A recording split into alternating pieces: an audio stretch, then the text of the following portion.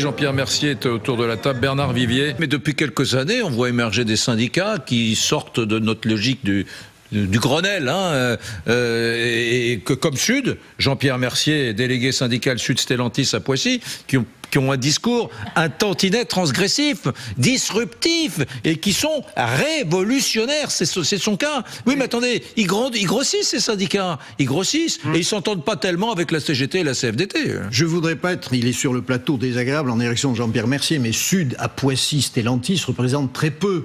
La grande organisation syndicale à Poissy, c'est Force Ouvrière. Oui. Force Ouvrière, c'est un syndicat de négociation, de construction sociale, de rapport de force qui doit déboucher non pas sur la révolution, mais sur la négociation.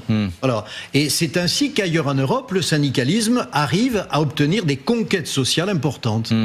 Ce que n'arrive plus visiblement. Jean-Pierre Mercier, voilà, vous voilà réduit à une toute petite portion du syndicalisme français, Jean-Pierre Mercier. Non, mais de la part d'un porte-parole du patronat, moi ça m'étonne pas. Merci pour le compliment. Et c'est plutôt un compliment dans votre bouche. Non, il y a le syndicalisme.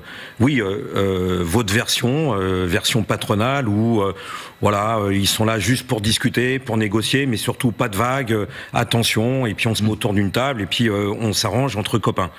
Et puis il y a le syndicalisme de combat. Oui, mais il y a ce syndicalisme je vous laisse, de combat, bon, allez-y. quand même que je puisse en placer une. Je vais vous relancer. Vous avez déroulé le tapis rouge, mais le syndicalisme de combat, oui, bien sûr, c'est celui qui porte non seulement des revendications, mais qui porte le fait que on est dans cette société.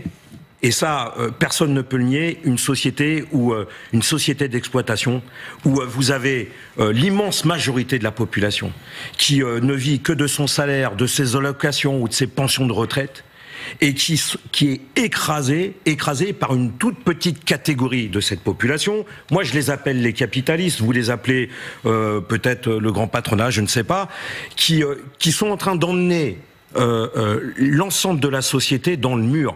Je travaille dans un empire industriel automobile qui est Stellantis, fruit du mariage entre PSA et Fiat Chrysler. Ils ont accumulé ces dernières années près de 60 milliards de profits. La part des dividendes, essentiellement de la famille Peugeot, bien française, et la famille italienne, est passée de 25 à 30%. Le résultat, c'est quoi? C'est mes camarades de Douvrin, dans le Pas-de-Calais, usine de fabrication de moteurs thermiques qui officiellement est en fermeture.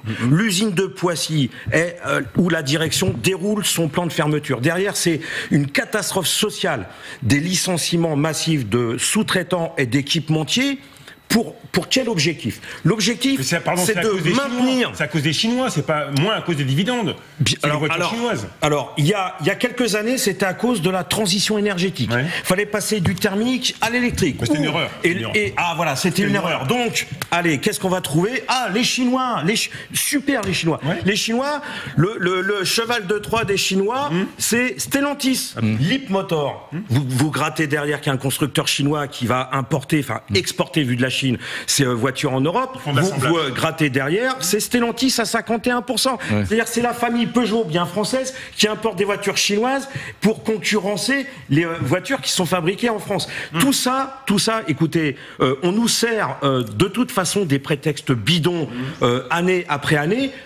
Le résultat, c'est nous qui sommes licenciés, c'est les usines qui sont fermées, et c'est toujours cette catégorie qui s'enrichit, alors aux frais de la princesse, parce que ils ont siphonné les caisses de l'État en termes d'aide publique. Cela dit, attention. Jean-Pierre Mercier, je me tourne vers vous, Bernard Vivier. Bon, très bien, il est Sud Solidaire. Vous dites que c'est un syndicat révolutionnaire, peut-être un peu différent des autres. Mais ce que dit Mercier, la CGT tient un discours qui est pas très éloigné. Ça va peut-être vous agacer, hein. Non. Que je dise ça. Les étiquettes syndicales, c'est pas un souci. Bon. Moi je rebondis sur ce que vient de dire Jean-Pierre Mercier, qu'on a eu la chance effectivement d'avoir devant son usine en pleine crise. C'est-à-dire qu'on entend toujours la même histoire. Au fond, c'est quand même toujours de la faute des salariés français qui sont trop chers. Ils sont trop chers pourquoi? Parce qu'on fait porter sur le revenu du travail tout le modèle social français, qu'on n'a jamais choisi au fond de le déporter en partie sur le capital. Donc c'est comme ça. Jean-Pierre Mercier, juste un mot. Le syndicaliste que vous êtes, que dirait-il si effectivement il était avéré que la mobilisation soit faible? Je dis pas un peu en dessous des prévisions. Si ce soir, il y a une mobilisation faible sur toute la France, ce qui pourrait être le scénario qui s'esquisse. Qu'est-ce que vous diriez? C'est pas ça qui fera diminuer la colère sociale qui existe dans le pays et qui augmente et qui est très présente et qui est profonde. Alors pour l'instant, je parle pas la langue de bois. Pour l'instant, elle cherche son chemin pour s'exprimer. Maintenant, elle est présente et les politiciens, qu'ils soient à l'Assemblée nationale ou au gouvernement, qui seraient plutôt satisfaits de voir peut-être un chiffre ce soir inférieur à celui du 18 septembre, se mettraient le doigt dans l'œil. Parce que je vous assure que ce qu'on vit à la fois dans les entreprises, les attaques de nos patrons, et à l'extérieur des entreprises, les attaques des différents gouvernements, on est obligé de se poser la question. Il va falloir qu'on s'organise, qu'on descende dans la rue, qu'on fasse grève, qu'on paralyse cette pompe à profit qui enrichit toute cette minorité qui s'enrichit depuis des décennies, et qu'on impose le fait que on défende nos conditions d'existence, parce que c'est ça qui est en jeu aujourd'hui, c'est ça qui est attaqué aujourd'hui. Et oui, on ne veut plus payer à la place des riches, on ne veut plus payer à la place des milliardaires, à la place des capitalistes. Et aucun parti politique aujourd'hui à l'Assemblée nationale ne voudra s'attaquer à cette catégorie sociale qui existe en France.